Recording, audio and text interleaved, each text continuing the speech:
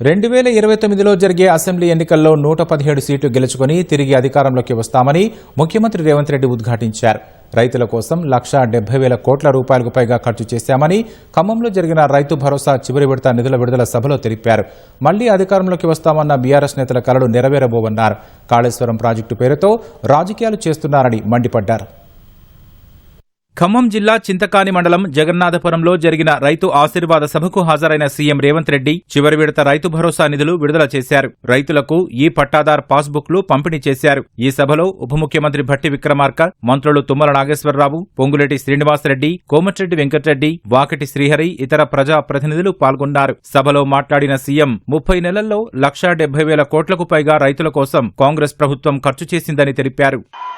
ఖమ్మం జిల్లా చింతకాని మండలం వేదికగా లక్షలాది మంది ఖమ్మం బిడ్డల సాక్షిగా భవిష్యత్తు చరిత్రను జరగబోయే కురుక్షేత్రాన్ని ఈ వేదిక నుంచే నేను చెప్పదలుచుకున్నా. కౌరవ వంశాన్ని సర్వం తెలంగాణ గడ్డ మీద నుంచి తొలగించే వరకు కౌరవ వంశం అంటే కల్వకుంట్ల కుటుంబం. ఈ కల్వకుంట్ల కుటుంబాన్ని తెలంగాణ గడ్డ మీద రాజకీయ ముఖ చిత్రం నుంచి పాతాళానికి తొక్కే వరకు కాంగ్రెస్ పార్టీ కార్యకర్తలు విశ్రమించరు, ఒక్క క్షణము రెస్ట్ తీసుకోరు అని నేను మాట ఇస్తున్నా. రాబోయే అసెంబ్లీ ఎన్నికలు 2029 మే జూన్లో జరుగుతాయన్న సీఎం ఈసారి భారీ మెజారిటీతో గెలుస్తామన్నారు. ఆనాటి జోస్యం ఎన్నికల 6 నెలల ముందు చెప్పిన, ఈనాడు నేను చెబుతున్న ఎన్నికల జోస్యం 36 నెలల ముందు ఖమ్మం గడ్డ మీద నుంచి నేను చెప్తున్నా. రాబోయే ఎన్నికలు 2028 డిసెంబర్ లో జరగవు. 2029 మే జూన్ మాసంలో మన శాసనసభ ఎన్నికలు జరుగుతాయి. తెలంగాణ రాష్ట్రంలో ఉన్న 17 పార్లమెంట్లు సీట్లు 26 పార్లమెంట్లుగా మారుతాయి. 119 ఉన్న శాసనసభ నియోజకవర్గాలు 182కు పెరుగుతాయి. ఈ రోజు చెప్తున్నా, 182 శాసనసభ నియోజకవర్గాలలో 117 సీట్ల పైన గెలిచి 1-1-7 అంటే 117 శాసన సభ్యులను గెలిపించుకొని రెండవసారి తెలంగాణ రాష్ట్రంలో ప్రజాపాలనను కాంగ్రెస్ ప్రభుత్వాన్ని గెలిపిస్తాం. భద్రాచలం రాముడు మీద ఆనా, ఇది ఖమ్మం కాంగ్రెస్ కార్యకర్తల మాట.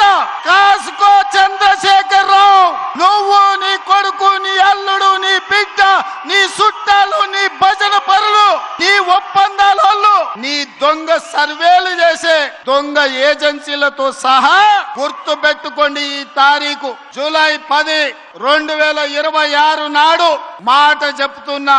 ఈ మాట కోసం రోజుకు 18 గంటలు పనిచేస్తాం మేమందరం, మా మిత్రులందరూ. మేడిగడ్డలో నీళ్లు నింపాలన్న బీఆర్ఎస్ నేతల సూచనపై రేవంత్ రెడ్డి మండిపడ్డారు. అలా నింపితే భద్రాచలం మునగడం సహా అనేక గ్రామాలు కొట్టుకుపోతాయన్నారు. కుళ్ళు, కుతంత్రాలు, కుట్రలు, తప్పుడు ప్రచారాలు, ఇంట్లోనే పోటాపోటీ, ఒకని మీద ఒకనికి నమ్మకం లేదు. వాణ్ణి చూస్తే వీడు, వీడిని చూస్తే వాణ్ణి నమ్మడు. వాడో గుంపు, వీడో గుంపు. ఈ గుంపులలో గిల్లి కజ్జాలు. మన కన్నెపల్లి కోయిండు, మేడిగడ్డల నీళ్లు నింపండి, కన్నెపల్లి ఎత్తండి. అరే బుర్రత కూడా, ఒకవేళ మేడిగడ్డల గేట్లు దించి నీళ్లు నిలబెడితే మేడిగడ్డ ఇప్పటికే కుంగిపోయింది.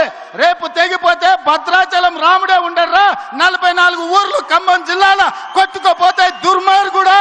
నీ లుచ్చ రాజకీయాల కోసం మేడిగడ్డ నింపాలి, భద్రాచలం కొట్టుకుపోయేటట్టు చెయ్యాలా అని అడిగితే నోట్లో మాట లేదు. తెల్లారే అలా బావొచ్చిండు, తాటి చెత్త అంతా పెరిగిండు గాని తలకాయలో చింతకాయ అంతా కూడా తెలియలేదు. వీళ్ళు కాంగ్రెస్ ను ఓడిస్తాం, కాంగ్రెస్ రేవంత్ రెడ్డి సర్వే చేసుకుంటే మేం గెలుస్తున్నామని వచ్చిందని మాట్లాడుతాం. అన్నం తినేటోడు ఎవడన్నా ఎన్నికలు ఎన్నడు ఉంటాయో తెలియకుండా, ఎవడు పోటీ చేస్తాడో తెలియకుండా, ఏ రిజర్వేషన్ ఉంటుందో తెలియకుండా, ఎన్ని సీట్లు పెరుగుతాయో తెలియకుండా, ఎన్నికలలో ఏం చెప్తామో తెలియకుండా ఎన్నికల సర్వేలు చేసి ఎవడు గెలుస్తాడో నిర్ణయిస్తాడంట. హరీష్ రావు బీజేపీ నేతలతో మంతనాలు చేస్తున్నారన్న సీఎం భద్రాచలం రాముడిపై ప్రమాణం చేస్తారా అని సవాల్ చేశారు. అసలు వాళ్ళయ్యా ఆయల్లా రెండోసారి ప్రభుత్వం వచ్చినప్పుడు హరీష్ రావును మంత్రిని చేయనికే ఏడాది పట్టింది. ఆ ఎల్లా పార్టీలకు వెళ్ళే మెడల్ పట్టి దొబ్బాలని చూసి ఇవాళ కన్నెపల్లి పోతుంటే కేటీఆర్ హరీష్ రావు నెంబడి తీసుకపోలే. ఆల్రెడీ హరీష్ రావు బీజేపీలతోని సందపూసుకేస్తూనే ఉన్నాడు, చీకట్ల మాట్లాడుతూనే ఉన్నాడు. కాదని భద్రాచలం రావుడి మీద ఒట్టేయమను హరీష్ రావును. నేను బీజేపీలతో మాట్లాడతలేను, బీజేపీలకు ఓనని భద్రాచలం రాముడి మీద వాళ్ళ మేనమామ కేసీఆర్ మీద ఒట్టేసి హరీష్ చెప్పమను.